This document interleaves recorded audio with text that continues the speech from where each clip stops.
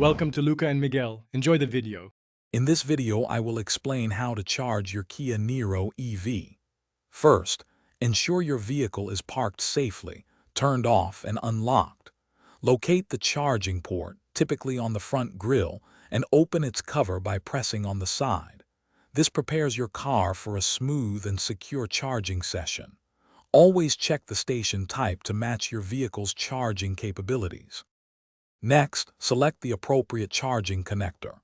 The Kia Niro EV uses a Type 2 connector for AC charging and a CCS connector for DC fast charging. Firmly plug the chosen connector into your vehicle's charging inlet. You should hear a distinct click, which confirms the cable is securely locked in place and ready for charging. Once connected, follow the prompts on the charging station screen. Many public stations require activation via a smartphone app, an RFID card, or a payment method.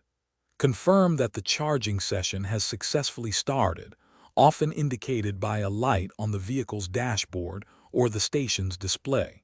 Your car's display will also show the estimated charging time. To finish, stop the charging session using the station's interface or the associated app.